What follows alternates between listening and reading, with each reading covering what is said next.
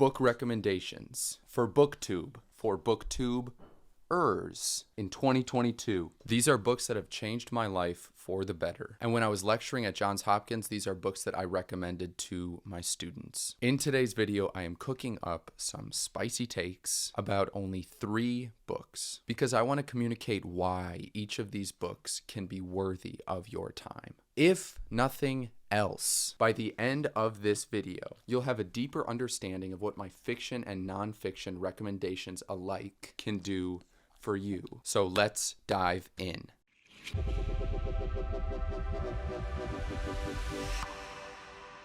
Silence by Shusaku Endo. This book was assigned to me by a professor while I was at Hopkins, Brad Leithauser, who was awarded a MacArthur Genius Grant in the 80s and has published more than a dozen works of fiction, poetry, and nonfiction alike. So I love this book. Silence is the book that really got me interested in Japanese literature. And now I'm going to tell you why I think it's worth your time. I'll begin with one of my favorite quotes from the novel. Man is a strange being.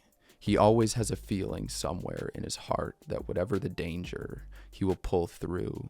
It's just like when on a rainy day you imagine the faint rays of the sun shining on a distant hill. This book is often referred to as Endo's supreme achievement and one of the best novels of the 20th century. Silence is the story of a Jesuit missionary who's sent to 17th century Japan and endures torture and persecution during the time of the hidden Christians, when it was illegal and punishable by death to be a Christian in Japan. The book revolves around the silence of God and the implications of that silence for devoted believers. But understand this. I don't think it matters whether you identify as a Christian or an atheist or another religion. The stakes of this novel forces its readers to ask crucially important questions about religion, about belief, about the human condition more generally. Silence by Shusaku Endo. That is my first recommendation.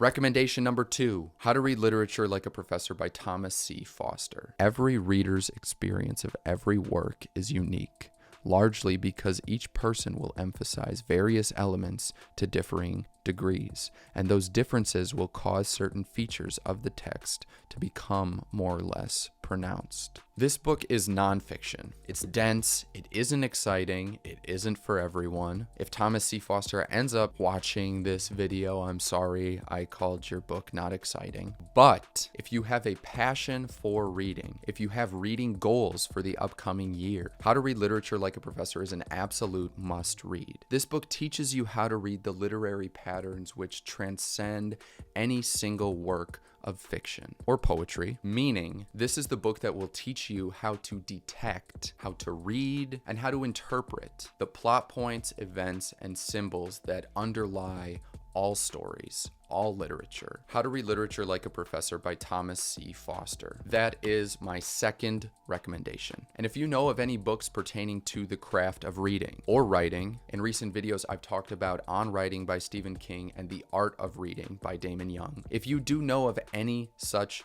books that you think might be worth my time, let me know in the comments, and there's a good chance that I will end up featuring the book and your comment in an upcoming video. But anyways, we are moving on to recommendation number 3. Thank you so much for being here. Thank you so much for watching. Let's keep going. Book recommendation number 3. I love this book. It is very popular. You have probably heard of it, but I want to tell you why I think it is so incredibly valuable. Mastery by Robert Greene. So I'm going to read one of my favorite quotes now. The future belongs to those who learn more skills and combine them in creative ways. Mastery has become a pretty popular book since its publication. While you might have heard of it, although you might have seen many people talk about it, I wanted to include it on my list because I don't think its educational value can be understated. The book examines the lives of dozens of historical figures and contemporary leaders, so-called masters, Charles Darwin, Picasso, Einstein, Henry Ford,